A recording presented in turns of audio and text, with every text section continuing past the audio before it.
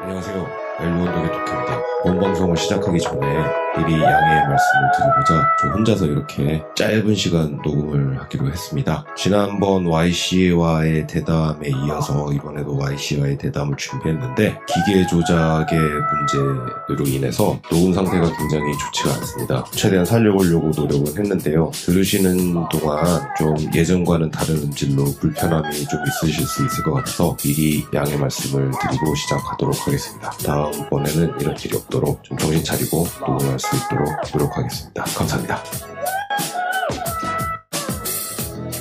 그래서 이 얘기를 듣고 싶고, 결국에 그렇게 했음에도 저는 그런 회사를 했고 이런 많은 돈을 갖고 시작을 했고 했음에도 결국 회사가 이제 여기는 델라웨어에다가 이제 코트에다가 디스클로저를 하거든요. 그거가 2023년도 3월이었으니까 그때 이제 저희는 클로징을 하는 걸로 했죠. 2023년 3월. 어땠어요, 기분이? 근데 저는 2022년 6월에 나와가지고 강 건너 불구경하고 있었는데 불구경은 재밌. 근데 슬픈 거가 되게 많았어요. 이제 이쪽에서 워낙에 많은 옷들을 생산해놨고 우리가 생각한 것보다 이렇게 됐지만 이제 여기서 우리가 옷을 정말 많은 돈을 들여서 만들었잖아요. 뭐 그 공장 썰찰지 이런 거 다 하고 그랬는데 그럼 웨어하우스에 이 옷들이 다 있습니다. 그럼 웨어하우스 돈이 또 나가죠. 돈이 나가. 그리고 웨어하우스에서는 박스를 하나하나 옮길 때마다 다 따로 찰지가 돼요. 끝난 게 아니네. 그러고 나서 그러면 이제 이 재고들을 처리하기 위해서 우리 첫 번째 수업에 들었던 뭐 땡트리 21 그런 얘기해서 샘플 세이브인데 이게 다 돌아가는 얘기인데 그럼 이 재고들을 처리하기 위해서 저희는 또 third party 업체를 부릅니다. 그래서 이 옷들 다 가져가서 니네가 샘플을 세일을 해라. 그래서 이렇게 해서 우리 캐시플로우를 좀 가져오자. 근데 여기서 문제가 생긴 게 브랜드의 어웨어니스가 없기 때문에 이들이 사가잖아. 왜냐면은 얘네도 장소를 빌려서 샘플 세일을 해가지고 직원을 하이어해가지고 며칠 동안 단타로 치고 빠져야 되는데 여기서 뭐 100% 캐시미어 제품을 어떻게 썼건 뭐를 했건 상관없이 이들이 원하질 않아. 그래서 결국에 끝은 어떻게 됐냐면은 예를 들어서 옷 한 벌 만드는데 그때 뭐 저희가 가죽 자켓도 있고 가죽 코트도 있고 이런데 다 이태리에서 했고 뭐 이래서 가격이 얼마씩 측정이 돼 있잖아요. 예를 들어서 가죽 자켓 600불에 만든 게 있으면 그거를 컨버트 레이스로 해가지고 달러로 다 바꾸거든요. 왜냐면 회사를 이제 뱅크럽시 파일을 하거나 뱅크럽시 이제 클로징을 할 때는 재물을 보고를 해야 되는데 인벤토리 밸류가 되게 중요해요. 네. 얼마큼 쌓여있는지. 근데 이제 그러면은 인벤토리 너무 많죠. 근데 내가 투자한 돈이 10억이면 나중에 밸류는 굉장히 떨어져요. 왜냐면 우리는 노력을 해서 다 클리어해서 하고 싶었지만 안 됐으니까. 그래서 어디까지 우리가 해봤냐면 third country까지 다 컨택을 해봤어요. 이거 팔기 위해서. 그런데 결국에는 다 재고 처리가 안 돼요. 왜 안 됐냐면 결국에 똑같이 브랜드 어웨어니스가 없었어요. 어떻게 했었는데? 결국에 그거를 어떻게 처리했는지 저도 끝에는 잘 모르겠지만 결국에는 끝날 때까지 그거는 인벤토리 밑에 있었어요. 너무 마음 아프다. 그걸 갖다가 뒤에다가 하얀 페인트로 다른 이름을 박아서 팔면 저기처럼 나베 갖고 제가 저번에 말씀드린 범법이죠? 아니 그냥 약간 그러니까 가라지 세일하면 안 돼요? 차라리 그렇게 해가지고 정말 뭐 말도 안 되는 가격에 팔면 모르겠지만 그래서 이런 일련의 과정을 다 겪으면서 좀 제가 이거를 하면서 배웠냐라고 누군가 말하면 물론 어딘가에 제가 모르게 배운 건 있겠죠. 그런데 슬프게도 제가 회사를 아까 농담 삼아서 얘기했죠. 회사를 딱 시작하고 한 3일 만에 큰일 났네 이 생각을 되게 많이 했거든요. 그러고 나서 노트에다가 제가 기록한 일지가 있어요. 이렇게 되면 이렇게 될 거다. 이렇게 되면 이렇게 되겠지. 근데 그 일들이 노스트라다무스인 우크라이나 러시아 전쟁 못 맞추지만 이거는 다 맞췄어. 그러고 나서 회사가 딱딱딱 그렇게 진행이 되는 거고 이제 제가 확신을 한 거는 아까 말한 키워드들이 있어요. 제가 계속 말하면서 강조한 거. 이것들이 존재하지 않으면 회사는 진행되기가 힘들구나라는 걸 제가 뼈저리게 많이 느꼈어요. 그래서 혹시라도 방송을 듣고 뭐라고 얘가? 하시는 분들은 그냥 스포리 앤 리치라는 브랜드 한번 찾아보시고 이 사람이 스토리가 어떻게 흘러가는지 보시면 되게 클리어한 컨셉이 잡힐 거예요. 세로데이 서프도 한번 보시고 그리고 아까 말한 여러 가지 브랜드를 한번 보시면서 패션 산업이 어떻게 돌아가고 어떤 순기능이 있고 원활한 암흑적인 부분이 있고 마진율이 어떻게 돌아가고 이제 그런 것들에 대해서 한번 생각을 하면 미국 패션에서 이제 이거를 공감하고 그다음에 이거 준비하시는 분들은 좀 그래도 참고할 만한 정보가 있지 않았을까 많아요. 라는 생각을 좀 합니다. 그냥 참고하는 정도가 아니고 정말 경험에서 나오는 맞아요. 정말 살아있는 사실은 정말 어디서 들을 수 없는 얘기잖아요. 산증인? 산증인. 그러니까 제가 오늘 이 방송을 하면서 되게 재밌었던 거는 실패에 대한 경험이 되게 이게 누군가에게 전달해주기 위해서는 너무 좋았던 소재인 것 같아요. 그러니까 보통은 잘된 케이스들은 많아요. 근데 항상 제가 어떤 이런 자기 위안을 위한 이런 유튜브나 이런 책을 보거나 이러면 실패만을 주구장창 얘기하는 사람은 없거든요. 그렇죠. 네. 근데 저희가 어떻게 살면서 가장 필요한 거는 누군가의 처절한 실패에서 나오는 내가 얻을 수 있는 것들은 뭔가. 근데 그게 또 행복한 동화로 끝나지 않아서 그냥 팩트만 딱 전달해드리고 싶었어요. 이런 일이 있었고. 사실 성공한 거 얘기 보면 성공했으니까 하는 얘기지 저게. 결국에는 그런 거 되게 많어. 성공까지 가려고 꾸미는 얘기가 많죠. 실패는 성공의 어머니라고. 네, 근데 이게 힘내세요. 물론 저는 막 감사하게도 뭐 지금 다른 직장에서도 열심히 일을 하고 있지만 이거를 통해서 확실히 그런 트라우마는 생겨요. 쉽게 말하면은 막 이렇게 해서 이거 하고 무브온 해야지라고 하시는 멋진 분들도 계시겠지만 이게 확실히 어떤 안 좋은 되게 많은 그 같이 했었던 파운더들과의 디베이트하는 과정들. 그다음에 이걸 이렇게 했으면 아쉬운데 이런 환경 같은 기회. 근데 더 가장 아쉬운 거는 누군가에게 피 같은 130억이 넘는 돈이잖아요. 평생을 모아도 못 모을 그리고 돈이죠. 이제 나중에 끝에쯤 갔을 때는 그 펀드레이징을 더 해요. 더 끌어올려가지고 좀 더 큰 판을 만드는데 이제 그거를 하면서 오는 도덕적인 그런 것도 있죠. 왜냐면은 이건 투자자들한테 거짓말해요. 내부자는 아는데. 그리고 그런 것들도 확실히 존재하는데 근데 그거는 솔직히 어떻게 보면은 일정 부분에서는 나이브하다라고 생각할 수 있는 것 같아요. 결국에 그게 현재 미국에 있는 많은 회사들이 돌아가는 시스템이라고 저는 좀 생각을 하거든요. 물론 여러분들이 제가 이런 얘기는 또 지인들한테 좀 하는 얘기지만 우리가 흔히 얘기들 알고 있는 위워크라는 회사 그거의 이면을 보면은 그게 어떻게 보면은 실패한 케이스여서 그 스토리가 되게 재밌는 거지 성공한 회사들은 그렇게 똑같이 했음에도 성공한 회사들은 좋게 포장되는 명작이 되거든요. 그럼 이제 스티브 잡스의 게라지가 좀 더 로맨틱하게 얘기가 나오는 거죠. 그래서 결국에 우리가 인정해야 되는 거는 자본주의 사회에서 산업이 돌아가는 데 있어서 돈의 역할과 거기에 따라서 사람의 롤들은 어쩔 수 없이 이런 양면을 갖고 있다. 그렇기 때문에 너무 우리가 교과서에서 배운 도덕적인 잣대를 들이대도 힘들 거예요. 그렇다고 너무 돈에만 치우친 어떤 그런 악마적인 그런 것만 해도 안 되겠지만 결국에 그게 캐피탈리즘인 것 같아요. 양면을 갖고 있는 거. 제가 이거 한번 여쭤볼게요. 그러면 13 밀리언이면은 뭐 그냥 달러당 1,000원으로 쳤을 때 130억이라는 어마무시한 펀드로 시작이 된 거고 나중에는 이제 BC 파운더 중에 한 분이셨던 그 양반의 그 명성을 이용해서 또 심지어 그것도 모자라서 조금 더 펀드레이즈를 하려고 그랬고 그러면 이게 결국에는 그 돈을 뭐 처음에 시작할 때 그 브로커 같은 그 사람들 그 회사의 밸류를 책정을 해서 이 회사의 앞으로의 밸류가 3년 뒤에는 이렇게 되고 5년 뒤에는 이렇게 되니까 이 정도까지는 너가 투자를 해도 안전빵이다. 투자를 해라. 뭐 이런 식으로 해서 펀드를 가지고 오고 이랬단 말이죠. 그러면은 처음부터 이 파운더들의 생각은 엑스 플랜을 보고 간 거였잖아요. 그렇죠. 그죠? 그러면은 처음부터 시작해가지고 결국에는 이 회사가 디졸브 될 때까지 한 30개월 더 걸린 거죠? 36개월? 그건 한 36개월 걸려요? 그러면 이제 여기서 하나 추가적으로 말씀드리면 시작을 아까 2020년 8월에 시작했다는 거죠. 그런데 오피셜리 회사가 공표가 된 건 2021년 3월.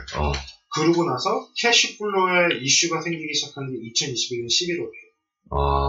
그러면은 3, 4, 5, 8개월. 8개월 만에 캐시플로에 레드사인이 들어온 거죠. 왜냐면 아까 농담 삼아서 또 진심으로 말씀드리고 멀티 채널을 동시에 다 열었죠. 그러고 나서 저희 헤드카운트가 그 당시에 회사 안에 불과 시작한 지 몇 개월 안 됐음에도 불구하고 14명 정도 됐어요. 연봉도 높은 사람들도. 전부 다 연봉이. 그쵸, 6피겨 되는 사람들. 다 그러니까 매달 저희가, 매달도 아니죠. 에브리 바이위클리 저희가 내야 되는 그 페이롤 자체도 이미 커져 있었고, 스토어가 또 두 개잖아요. 그럼 거기 하이어된 사람들 하면은 이미 첫 판이 너무 컸던 거예요. 근데 너무 첫 번에 컸었던 이유가 이제 저희가 이거는 이 목표가 있었어요. 2021년에 런칭을 했고 2022년 좀 됐을 때 퍼스트 쿼터 클로즈를 했을 때 이커머스랑 스토어에서 아주 컨서버티브하게 우리가 3 밀리언의 세일즈만 해주면 이제 그거에 대해서 플랜이 돌아가는 거였는데 뭐 코로나 여파도 있었지만 풋 트래픽이 거의 제로에 가까워. 특히 어디가 제로였냐면 소에 저희 플래그십을 열었음에도 불구하고 저희 커스터머의 90% 이상은 전부 유럽인들, 놀러 온 사람들. 그리고 뉴욕 로컬의 트래픽은 없었어요. 그게 1번. 왜냐면은 이들은 뉴욕을 누구보다 잘해요. 그리고 두 번째, 웹사이트 같은 경우는 저희가 에이전시를 하이어를 하는 단계에서 그 에이전시도 말이 많았거든요. 제가 원하는 거, 이들이 원하는 게 다 달랐어요. 그래서 이제 아무래도 좀 더 높은 지분을 가진 사람의 의견으로 갔지만 거기는 예전 어떻게 보면은 1차원적인 광고를 하는 거. 페이스북으로 한다. 뭐 이런 식으로. 전통적으로. 구글에, 근데 이것도 구글의 배너, 구글의 이름을 설치시키기 위해서 제가 그걸 사야 돼요. 위로 올리려고. 이제 그런 것들. 정통적으로 하는데, 뭐, 인스타그램 스토리에 대한 그런 스토리 진정성 자체가 없다 보니까, 미스 메시지가 너무 많고, 그 다음에 에이전시를 끼어있는데, 아까 말한 것처럼, 내가 클리어하지 않으니까 메시지가 끝까지 다 전달이 안 되니, 모든 사람이 다른 생각을 갖고 브랜드를 운영을 하게 되는 거죠. 그런 식으로 하다 보니까, 이컴 트래픽은 진짜 최악이었죠. 왜냐면 이컴에다 돈을 그렇게 많이 썼음에도 불구하고, 그리고 마케팅 버짓이 생각한 것보다 적었고, 그러면서 이제 그런 것들 때문에 캐시플로우 이슈가 그렇게 됐고, 되게 금방 쓰여지는 돈이 있더라고요. 130억이. 네. 그런데 이런 생각을 해봤어요. 이게 1,000억이 넘고 5,000억이 넘는 돈이 있었어도 우리가 성공했을까라고 생각을 하면 저는 아니라고 생각을 해요. 5,000억이 투자가 물론 되게 비슷한 상황으로 제가 파운드와 같이 그 전 회사에서는 되게 많은 규모의 돈을 있는 되게 큰 회사였는데 그 회사도 그렇게 프로필업을 하지는 않았거든요. 그러니까 그 회사는 기존의 대기업의 그 어마어마한 펀딩을 받고 그 다음에 이제 해치펀드, 그런 사모펀드에 돈을 끌어오면서 초반에 캐시를 끌어당겨서 투자를 할 수 있는 그 스케일은 큰 상태였기 때문에 똑같은 프로세스가 훨씬 더 큰 스케일에서 이루어졌었어요. 그러다 보니까 그 전 브랜드가요. 그래서 숨 쉴 수 있는 시간이 훨씬 더 길었죠. 근데 이 숨 쉴 수 있는 시간이 기는 동안 사람들은 되게 많이 넘대기 시작을 합니다. 이제 보통 그게 많은 기업들이 다 그런 거예요. 뱅크에서 투자를 많이 해줬으니까 우리는 돈이 많은 회사처럼 액팅을 해요. 내가 있는 동안. 그리고 뉴욕 같은 경우는 좌배 이동 시간이 빠르다 보니까 이 회사가 10년만 그런 식으로 공격적으로 해도 내가 있는 동안은 회사의 전성기인 거예요. 그런 식으로 이제 똑같이 했었기 때문에 이 회사 같은 경우는 1,000억이 있었어도 오래 못 갔을 것 같아요. 약간 코로나 시기여갖고 그게 더 단축된 게 아닐까. 그거가 이제 그들의 핑계죠. 저도 이제 거기에 대해서는 되게 딥에서 이제 더 할 수 있는 게 제가 전 시간에 코로나 시대 때 패션 산업이 어떻게 반응했냐 해가지고 데이터를 갖고 왔잖아요. 아니, 근데 그게 실질적인 이유가 뭐냐가 아니라 그 어떤 사업이 잘 안 되면 이게 약간 잘 되면 훈장이 되는 거고 안 되면 좋은 글씨처럼 되는 거니까 그때 그냥 내놓는 핑계? 근데 코로나 코로나 때 지난번에 수업 때 말씀하셨지만 약간 네임밸류가 있는 브랜드들이 잘 됐잖아요. 델롬 델이었죠. 델롬 델이었고 있는 놈은 잘 되는 거였는데 그 시기에 새로운 브랜드를 만들어서 PR하기에는 적절한 시기는 아니었던 거는 많은 것 같아요. 어느 부분은 맞는 것 같고, 그 다음에 그런 식으로, 근데 그 당시에 제가 봤을 때 뭐 스포츠 앤리치 같은 경우는 그 당시에 좀 더 많은 그게 생긴 케이스. 위기를 기회로 바꾼 브랜드도 되게 많아요. 그 시기. 왜냐면 그 브랜드는 그게 너무 클리어했잖아요. 스포츠 앤 리치. 코로나 때 뭐 하겠어요? 집에서 스포츠 하는 거지. 물론 그렇다고 이들이 요가복을 파는 건 아니지만 브랜드 컨셉이 너무 심플했기 때문에 그게 좀 커스텀한테 확실히 다가갔겠죠. 그래서 이렇게 나이로 국한시키고 싶지는 않지만 디자이너로서, 창작자로서, 음악도 그렇고 모든 사람이 다 그럴 건데 시대에 편승하지 못하고 내가 예전에 딱 머무는 순간 맞아요. 요즘은 광속으로 날아가거든요. 그러고 나서 눈 떠 있으면 나는 뒷방 할아버지로 앉아있는 형상이 되는 거고, 이제 보통 뒷방 할아버지들의 문제가 그거잖아요. 내가 왕년. 라떼. 그래서 아까 질문하는 거에 대해서 굳이 대답을 드리자면, 이 캐시플로의 흐름은 이런 이유로 이렇게 빨리 소진됐습니다.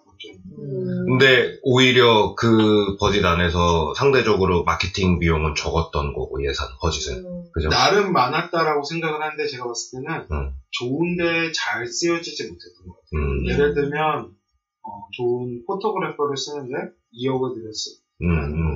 근데 2억을 들었을 때는 그 사람한테 자유를 줘야 되고, 우리가 추구하는 게 이런 느낌이기 때문에 방향을 명확히 주고, 당신이 한번 가지고 놀아보세요. 그래서 내가 당신한테 프리덤을 드리겠습니다 하니까 2억의 밸류의 사진을 갖고 오겠죠. 그렇죠. 그런데 왜냐면 그 포토그래퍼가 정말 전설적인 사람이거든요. 그리고 심지어 마케팅 진짜 잘하면 그 포토그래퍼가 찍었다라는 거 마저 마케팅으로 쓰잖아요. 그렇죠.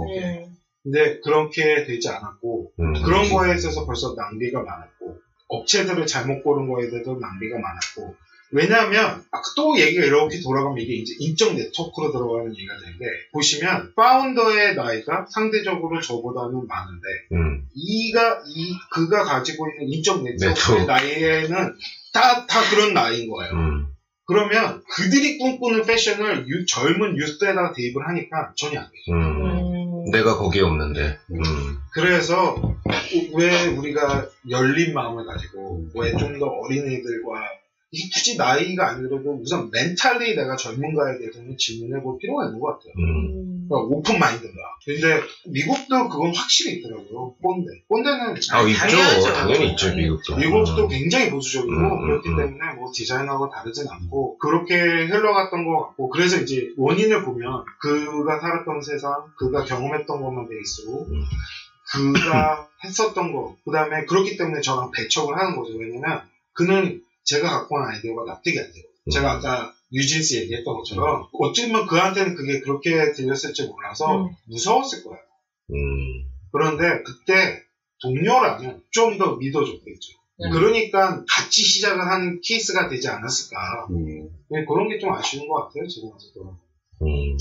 저는 지금 YC 얘기 들으면서 계속 저 마케팅에 대해서 굉장히 요즘 생각을 많이 하고 있었거든요. 근데 뭔가 계속 제 일과 연관돼서 생각이 많이 들어요. 이게 나한테 요즘 벌어지고 있고 내가 자주 만나게 되는 고객들, 그 사람들이 지금 원하고 있는 것들, 그 사람들이 비슷하게 하는 말들이 뭘까, 이런 생각을 하면서 그걸 maybe 나의 마케팅으로 이용하면 어떨까, 이런 생각 많이 했어요. 가장 현실적인 것 같아요, 그 부분이. 네. 그리고 그래서 이제 전문가가 가끔씩은 필요할지도 모르겠는데, 내가 그렇게 갖고 있는 생각을 구현해 줄 수 있는 거는 결국 그 일을 하는 사람들이거든요. 맞아요. 그런 부분은 또 인적 네트워크, 그런 부분들과 또 만나서 얘기를 해보면 좀 더 명확하고 클리어해질 것 같아요. 지금 하고 계시는 일에 있어서. 그렇죠. 이제 그거를 저희는 브랜딩이라고 하는데, 그렇죠. 결국에 마케팅, 브랜딩. 그러니까 우리가 아까 오늘 그 얘기했던 게 저는 제일 좋았어요. 나라는 브랜드. 그러니까 보통 회사 생활을 하면 직장 상사, 직원 여러 가지 동료들과 얘기를 할 때 보통 착각을 해요. 저는 나라는 개인의 사람의 감정에 충실하려고 하는데 그러다 보면 아까 뭐 겸손이라는 문제도 생기고 뭐 이런 게 되는데 이게 나라는 브랜드로 나를 가버리고 회사를 가버리면 이거 진짜 다 각계전투잖아요. 그럼요. 그렇기 때문에 조금 더 나라는 브랜딩을 명확하게 할 수 있지 않을까. 그러면 이제 명함부터 시작해서 원래 씨가 갖고 있는 브랜딩의 비주얼이 어떻게 생겨지지 않을까 그렇게 생각을 합니다. 명함에다가 배터리를 넣어서 만지면 찌릿통하게 원래님 통화했느냐 이렇게 명함에 통화했느냐. 재밌고 정말 오랜 자리를 갖고 막 이런 얘기를 했는데 궁금하신 것도 혹시 있으시면 제가 또 Q&A를 내일 아침까지 계속 받을 수가 있어요. 저는 뭐 이게 되게 패션에 벗어난 혹은 약간 디자이너라기보다는 이제는 사업에 관련된 걸 하셔서 뭐 그런 얘기가 있었는데 그냥 디자이너로서 이번에 했다가 접은 그때 만들었던 옷은 그냥 사업 마케팅 다 빼고 그때 되게 좋아했던 디자인이나 뭐 지금도 이거는 좀 잘했다 이런 피스들이 있어요? 네. 아니요. 1도 없죠. 그 정도예요? 네. 그러니까 시작하는 순간 제가 3일 뒤에 이게 아니다라고 얘기를 했거든요. 그래서 디자인은 솔직히 어떠한 거를 크리에이트해서 종이 위에서 그려지는 막 파리세계고 뭐 이런 디자인들은 그냥 디자인은 누구나 할 수 있어요. 근데 제가 생각하는 디자인은 그런 게 아니라 방향성이거든요. 그 방향성이 생겨야 그걸 이제 저 감성이라고 얘기하고 감도라고 얘기하는데 그런 감도가 클리어하지 않으니까 저한테 전달이 너무 안 되더라고요. YC의 작품들을 보고 싶네요.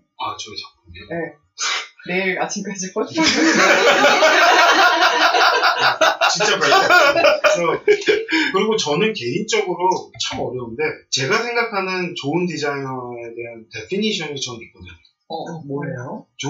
저는 개인적으로 사업을 할 수 있는 내 아이덴티티가 높은 디자이너는 아니라고 생각을 해요. 근데 저는 제가 생각한 좋은 디자이너는 제가 갭이라는 회사를 가면은 갭답게 일할 수 있는 디자이너. 그러니까 갭을 흉내내는 게 아니라 나를 갭화시킬 수 있는 거. 그리고 제가 랄프로렌으로 가면 아마 랄프로렌에서 한 6개월 다니고 있으면 나중에 저를 보시면 왜 이렇게 프리피스러워 이렇게 됐을 거예요. 왜냐면 제가 되게 그렇게 쉽게 바뀌긴 해요. 은두시 게 카멜레온인가요?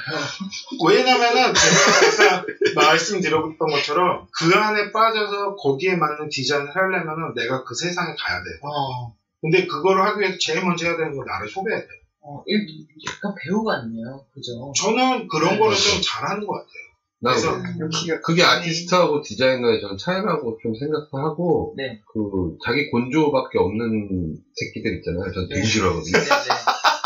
근데 배우가 있는데 배우가 호러 나왔다가 로맨스 코미디 나왔는데 하는 게 똑같으면 안 되잖아. 그거는 그것만 하는 사람이 되는 거잖아요. 사실 어느 영화에나 똑같은 역할을 뭐 예를 들면 이경영 뭐 이런 케이스처럼. 근데 진행시켜? 진짜 디자이너는 진짜 그래야 된다고 생각해요. 전문가는 그게 전문가라고 생각해요. 그러니까 지금 명확한 디렉션과 분위기를 이해하고 그걸 리스크트 해내는 능력이니까. 정말 좋은 말씀이신데 그런 거에 제가 경험을 하면서 갖고 있던 나의 코어는 어딘가에 있을 거예요. 그거를 어떤 단어로 정리하기는 좀 힘든데 이제 그게 조금씩 뭐 녹여 나오는 거. 이제 뭐 예를 들면 저란 사람이 만약에 뭐를 했는데 얘는 항상 짧은 프로포션을 좋아해요. 그러니까 뭐만 하면 이 브랜드 갑자기 다 짧아지기 시작해요. 그러면은 똑같은 옷을 샀는데 어느 순간부터 다 짧아지니까 또 얘가 가지고 있으니까 다 짧아지니까 예를 들면 그런 거. 그렇죠. 폴로 피켓 셔츠 녹색 똑같은데 짧아졌어.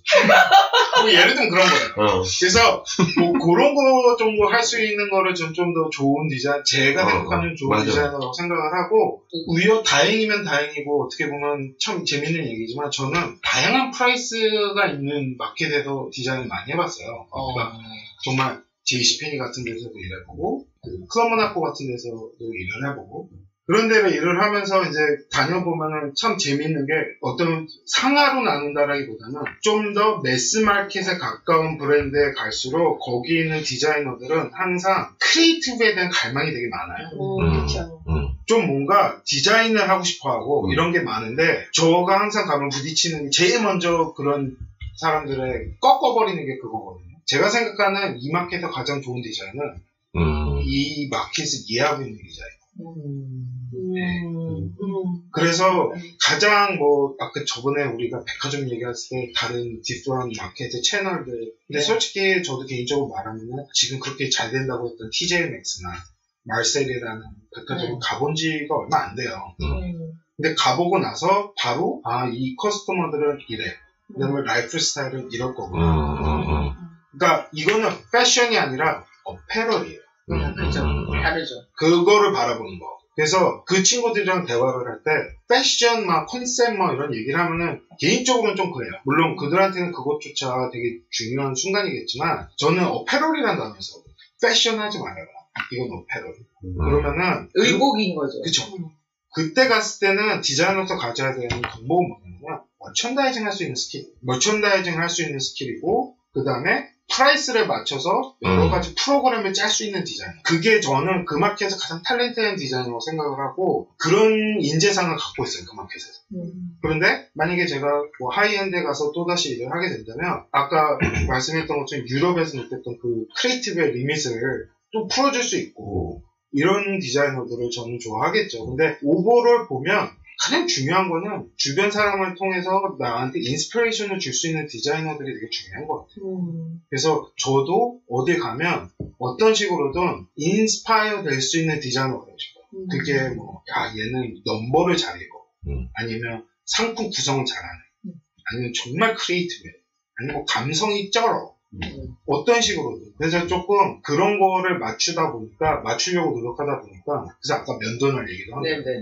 컬처럴리 이 스펙트럼이 굉장히 넓어지지 않으면, 여러 마켓에서 여러 커스터머를 상대했을 때, 디파인하기가 좀 어려워요. 하이엔드에 있던 애가 아마 디올에서 일하는 친구가 연봉 10억 받고, 그런 TJ 맥스 같은 데 일을 하러 갈 일은 없겠지만, 가서 디자인을 하게 되면은 충격은 먹을 거예요. 왜 충격을 먹냐면 가장 자기가 어글리하다라고 생각하는 거 디자인해야 돼요. 근데 그게 되게 어려워요. 지금 YC 얘기를 들어보니까 이게 뭔가 굉장히 주파수가 굉장히 안테나가 다 서 있어서 시류를 그러니까 그 컬처를 바로바로 알아듣고 그리고 오픈돼서 어떤 그 인더스트리에서 원하는 상이 있으면 거기에 바로바로 발 맞추기 위해서 그야말로 면도칼로 자기를 깎으면서 저는 좀 그게 제 기준에서는 앞으로 디자이너라면 이런 거가 필요할 것 같아라고 생각하는 저의 기준. 굉장히 중요한 덕목인 것 같아요, 진짜. 근데 이게 말씀하시는 거 들으면서 약간 아티스트들에 대한, 그러니까 막연하게 이제 아티스트들, 본인이 아티스트라고 생각하는 사람들 중에 우리가 되게 재수없어 하는 사람들 되게 많잖아요. 아티스트 병 걸렸다고 약간 이렇게 표현하기도 하고. 약간, 그거랑 다르게 약간, 진짜 아티스트라면, 크리에이터라면 약간 좀 이런 덕목들이 있어야 된다는 생각이 들어요. 약간 분석하고, 약간 성실하고, 약간 이런 면들? 그런 것들이 꼭 필요하다고 생각해요. 왜냐면 사람들이 단순하게 생각할 때 좀 자유분방하고, 제멋대로고, 정말 거기서 나오는 크리에이티브, 이렇게 생각하는데, 그것보다는 좀 더 스스로 갈고 닦고, 성실해야 될 것 같다는 생각도 많이 들어요. 그래서 아마 래퍼들도 항상 정해진 시간에 자기 랩을 계속 써가는 훈련을 하는 사람들은 좀 잘 돼 있는 것 같고. 그래서 약간 그 래퍼들, 음악하는 사람들도 왜, 옛날에는 막 힙합한 쿨하고 막 이렇게 했으면 어느 순간에 사람들이 좀 걔네들이 삐딱하게 보면서 힙질이라고 하서 표현되는 것처럼 약간 진짜 정말 아티스트나 디자이너나 약간 이런 사람들은 어느 레벨에 올라가야 된다면 하면 약간 성실함이나 이런 것들이 꼭 필요한 것 같다는 생각이 들어요. 비단 패션뿐만 아니라 그냥 오늘 대략 얘기 마지막으로 정리하는 순간에 그냥 이런 거를 한번 질문 드려보고 싶었어요. 친구들, 주변 사람들, 사업한다는 애들, 주변에 되게 많고 자주 만나게 되고 그리고 여러 가지 얘기를 하게 되면 제가 항상 끝에 묻는 되게 심플한 대답이 있거든요. 이거 왜? 뭐 때문에 하니? 멋있잖아. 좋아서. 그런 답답이 너무 어렵죠. 근데 제가 아까 말씀드린 저의 사업을 시작했을 때 가장 설득력 있었던 첫 번째 대답이 그거였거든요. 이 사람 B씨한테 이거 왜 해? 했을 때 이 사람이 저한테 너 돈 벌어야 돼. 그러니까 저한테 너무 설득력이 컸어요. 야, 이거보다 설득력 있는데 너 돈 벌어야 돼. 근데 돈을 벌겠다는 사람이 그렇게 썼다고? 그러니까 어떻게 물어보는 까먹었네. 어떻게 벌 건데? 그게 중요하다. 너무 멋있게. 그러니까 내가 너 그렇게 유명한 애가 돈까지 벌어야 돼? 야, 너 멋있다. 오케이, 할게. 하우를 까먹었네. When, how 이런 거.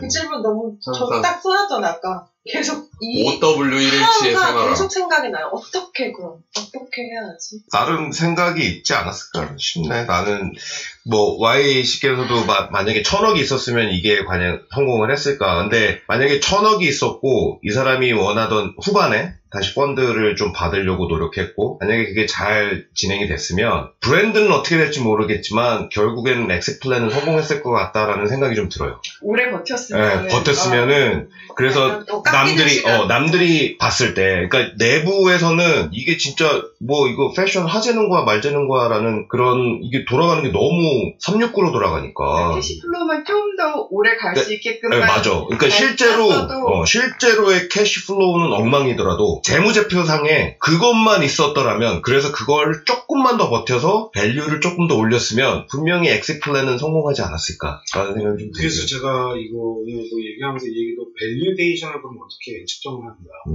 에 대해서 좀 얘기해본데 그거는 그냥 유튜브 찾아보시면 나올 거예요. 그래서 그거 좀 보시면 되는데 밸류데이링이 딱 그래요. 무형적인 가치까지도 밸류데이링을 해버리니까 그렇게 해버리면은 회사의 가치는 솔직히 중간에서 이 판을 짠 사람들에 의해서 조정할 수 있거든요. 그쵸. 그리고 회사에, 이거 좀 전문적인 얘기지만, 회사가 딱 처음에 갔을 때, 이 회사 투자하고 싶은데, 재무제표 좀 봅시다. 했을 때, 제일 먼저 보는 게 이제, 에비다라는 건데, 그 에비다를 에비다는 프로핏인데, 넷 그로스가, 넷 인컴이 마이너스일 때도 있거든요.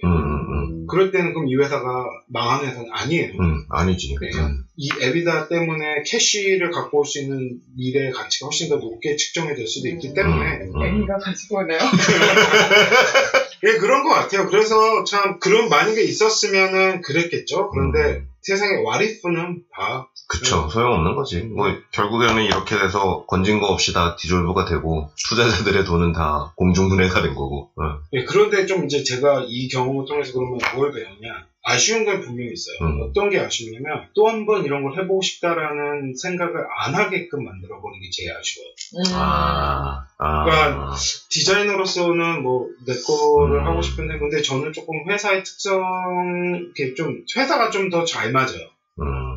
그 오르게니제이션에서 좀 더 크로스 펑셔널 팀이랑 이런 얘기를 하고 저런 얘기를 하면서 비전을 제시하고 그 다음에 셀링을 보고 라인을 만들어가는 거가 저는 재밌긴 한데 디자이너로서 내 거에 대해서 한번 생각을 해볼 마음도 함직하거든요. 근데 이거를 딱 하면서 어떠한 그런 일련의 그런 것들이 다 날아가게 된 거가 조금 아쉽죠. 안 좋은 기억으로 첫사랑이 페일이었던 거야. 그러니까 나 혼자 사는 거지. 트라우마가 되고. 그러면은 만약에 디자이너가 아닌 그냥 투자자가 20 밀리언 200억을 가져와서 YC한테 너 하고 싶은 거 다 해. 나 이 돈 필요 없으니까 하고 싶은 거 해봐. 이렇게 하면 하실 거예요? 그거 하면은 우선 회사 은퇴하고 회사 은퇴하고 차부터 사나? 그냥 뮤추얼 펀드에다 돈을 넣고 돈을 만드는 시스템을 할 것 같네요. 아니. 그 돈으로 반드시 옷을 디자인해서 팔아야 돼. 그러면 그 옵션밖에 없어요. 근데 그런 생각은 해요. 지금도 가끔 친구들이랑 한두 개씩 만들어서 팔아보고 싶다. 한두 개씩 만들어서 팔아보고 싶다. 재미로 이런 생각은 하거든요. 근데 그거에 대해서 익사이팅한 건 있어요. 왜냐면은 한두 개가 정말 재밌게 한두 개 하고 싶거든요. 그러고 나서 뭐 반응 보고 좋으면 할 수도 있겠지만 그런 부분에서는 솔직히 그런 게 좀 있기는 해요. 그런데 정말로 이거를 딱 해서 사업이 근데 솔직히 거창하게 생각하냐 아니면 그냥 작은 어떤 첫 발음으로 시작하는 거에 따라 다른데 저는 조금 올드 스쿨이라서 그런지 왜 하냐? 돈 벌기 위해서. 또 얼만큼? 많이. 그리고 같은 시간에 나의 크리에이티브도 좀 많이. 그래서 그런 거를 좀 다 원하기 때문에 저는 모르겠어요. 사람마다 다 다르지만 궁극적으로 사업의 목적은 프로핏 창출이라고 생각해요. 돈을 위해 하는 거죠. 그리고 사업을 시작하는 데 있어서 파운더로서 잊지 말아야 되는 거는 인플로이들에 대해서 그들의 라이프도 나랑 함께 하는 거. 근데 보통은 그렇게 많이 생각을 안 하죠. It's your business가 될 수도 있지만 사업을 하면서 제일 중요한 거는 그와 관련된 가족들이 있잖아요. 그리고 결국에 그런 것들이 조그만 게 모여가지고 조금 더 건강한 회사가 된다고 생각을 하거든요. 그런데 그런 부분에까지 오브지랖 떠면서 챙겨줄 수는 없지만 그래도 내 혼자 밤 시간에 컨시더를 할 수 있는 오너는 좀 더 괜찮지 않을까. 책임감을 갖고 있는. 왜냐면은 회사에서 뭐 저희도 뭐 정리해보도 해보고 막 이랬는데 할 때마다 예전에는 그런 거에 대한 그런 거 죄책감이 좀 덜했어요. 왜냐면은 뭐 다 아시다시피 직장 생활 하시는 분들은 얘를 내보내자면 내가 나가야 돼. 뭐 이런 상황들이 다 생기니까. 그런데 비단 나와 너와의 관계가 아니라 그와 그의 패밀리를 생각을 해보면은 이거는 조금 큰 것 같더라고요. 이거는 좀 나이 들고 좀 들어온 생각인 것 같아요. 왜냐면 제가 보험 그 회사를 그냥 중간에 회사 관두고 나오면서 보험이 없네라고 생각을 해보거든요. 미국에서 보험이 없는 거에 대한 끔찍함을 처음 경험을 해봤어요. 그동안 없는 적이 없었는데. 예, 한 번도 없는 적이 없었고, 지금 다시 보험이 생기면서 갖게 되는 윤택함. 넘어졌을 때 붙일 수 있는 반창고가 있고 없고의 차이가 너무 크더라고요. 그런 거, 그러니까 사회적인, 이게 그래서 되게 자본주의의 한 단편인데, 사회적으로 나를 프로텍트 해줄 수 있는 툴들이 잡을 없음과 동시에 다 사라져버렸어요. 나만이라도 하면 괜찮은데, 특히 가족이 있으면은, 아이들. 뭐 하면 이거 되게 슬픈 얘기니까 좀 그런 부분에서는 이 사업을 하는 데 있어서는 좀 책임감이 필요하지 않을까 싶어요. 예전에 회사 뱅크럽시를 시키는 과정이 있었던 적이 한 번 있어요. 근데 물론 저희가 일부러 이렇게 해야 하는 경우도 있었는데 어렸을 때 우리가 뉴스나 이런 거 보면 줄도산 근데 이게 옆에서 이거 과정을 딱 보니까 너무 슬퍼요. 한편으로는. 자본주의 시스템에 대해서 가장 회의를 느끼고 그런데 나는 살기 위해서 해야 되는 거기 때문에 어쩔 수 없는데 이게 딱 그런 게 회사가 파산 보호 신청을 하게 되면 내가 갖고 있는 빚에 대해서 달러에 얼마씩을 센트로 바꿔 컨버트를 합니다. 그러니까 내가 만약에 100억의 빚이 있는 회사이기 때문에 뱅크럽시 프로텍션에 대해서 파일링을 하게 되면 100억이 없으니까 뱅크럽시를 한 거잖아요. 그러면은 이 100억을 다 채무인데 이거에 대해서 하청 업체들이 있을 거예요. 그러면은 보험을 드는 회사가 있고 보험을 안 드는 회사가 있고 점점 밑에 나가면 영세업자들은 그런 시스템에 대해서 전혀 도움을 못 받기 때문에 결국에 청크로 받을 수 있는 돈들이 달러당 몇 센트로 딱 해버리면은 100억이 결국에 2만 불, 3만 불에서 퉁쳐지게 돼요. 그러면은 내가 저 사람한테 10억 받아야 되는 돈이 결국에 나중에는 뭐 3만 불.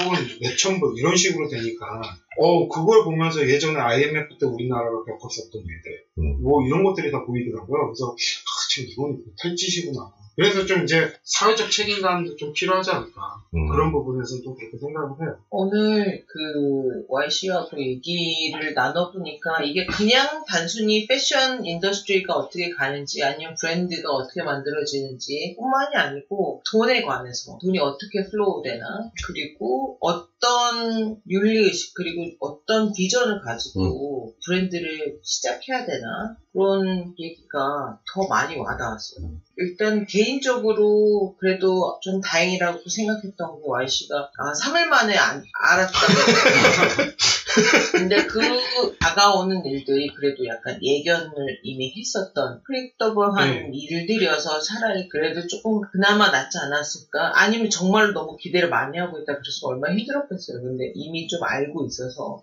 다행이라는 생각도 들었고 사실은 YC가 진짜로 막 정말 멋쟁이에다가 그 뭔가 자기만의 그 필라소피가 뚜렷하게 있으신 분인 거 우리가 너무 다 잘 아는데 이런 살아있는 실패담으로 우리에게 이렇게 나눠주시니까 이게 정말 그냥 그 뭐라고 그러셨죠? 겉멋? 네, 겉멋. 네, 겉멋이 아니고 정말 찐 멋으로 느껴졌어요. 네. 그러면 다행이죠. 그것도 멋입니다. 네, 그러니까요. 겸손. 오늘 말씀해 주셨던 그런 경험들이 단순히 패션 쪽만이 아니고 여러 가지 생각하고 있는 것들 각자 정말 일하는 부분 그리고 나의 브랜드에 대해서 다시 한번 생각하는 정말 좋은 시간이었어요. 통했네요. 통했어요.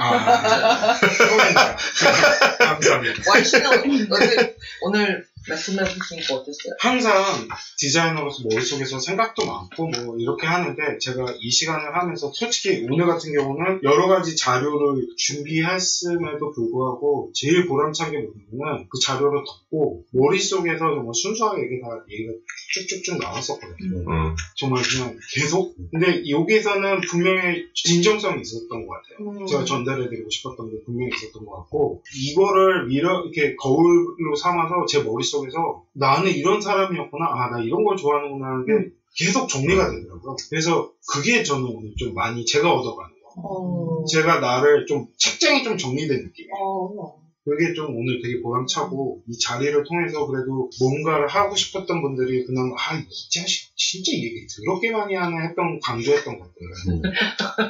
그거 그래도 피는 안 나겠지만 그래도 그 정도 들어놓으면 한번 생각 한번 해보시면 좀 도움이 되겠죠. 저는 정말 큰 도움이 됐어요. 제가 사실 오늘이 세어보니까 제 브랜드 런칭하고 딱 100일 날이에요. 100일. 네, 그래서 그 와인님의 이야기를 들으면서 이 100일 동안 저한테 있었던 일들이 살짝 주마등처럼 이렇게 스쳐 지나가더라고요. 한국에서 물건을 이제 열심히 디자인을 해가지고 가지고 오고 열심히 혼자 이커머스 해가지고 샤피파이 오픈하고 사진 찍은 것들 다 하나하나 올리고 하면서 이제 드디어 이제 시작이 됐어요 하고 온 날부터 지금까지 돌이켜보니까 그렇게 그 전에 많은 준비를 제 나름 최선을 다해서 했다고 해도 이 100일 동안 뭔가 솔직히 끌려다니는 기분이었어요. 계속.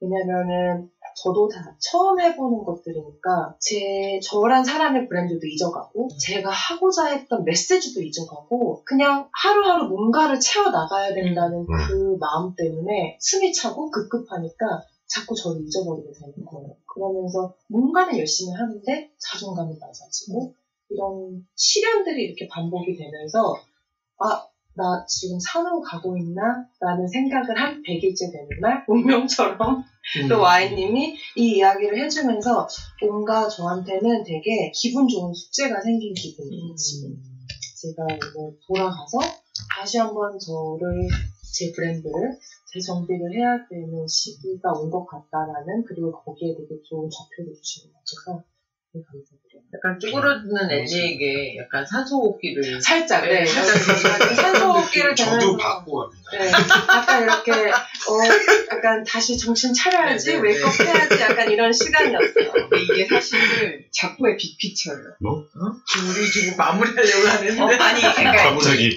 마무리하는 게 나의 빅피처야. 아니 그러니까 약간 이렇게 패션 대담을 하고자 했던 이유가 사실 엘리님을 생각하면서 나온 거였거든요. 어쨌든 네. 그럼 나는 이용당했나? 역시 이래서 인맥이 중요해. 근데 뭐 어쨌든 좋네요. 다 감사합니다. 오늘 오랜 시간 동안 이렇게 함께 얘기를 했는데 정말 너무 길지 않게 느껴졌어요. 굉장히 몰입해서 얘기 나눌 수 있었고 네, 저는 저번에 했던 것보다는 제가 되게 많이 집중했던 것 같아요. 네네네. 약간 신받은 물도 많이 마셨고 네. 왜 그랬는지 모르겠는데 완전 약간 그 2년 시간 속에 빠져드는 기분이었어요. 네네네. 막 상상이 막 되면서 그 매 순간마다의 와인님의 표정과 이 모든 것들이 막 이거를 영화로 못 보여드려가지고 영화 속에 빠져들어가는 기분이었어요. 하지만 눈물 흘리시는 거 찍었어야 되는데 팟캐스트로도 다 느끼실 수 있을 거라고 생각합니다. 긴 시간 모두 너무 감사했고요. 와인님과는 다음에 또 다른 화두를 가지고 또 만나서 얘기를 나누도록 하죠. 초대해 주시면 또 달려오겠습니다. 고맙습니다. 네, 긴 시간 수고하셨습니다. 저는 지금까지 건축가는 덕혜였고요. 원래였습니다. 원래였고요. 이제였습니다. 덕구였습니다. 네, 감사합니다. 지금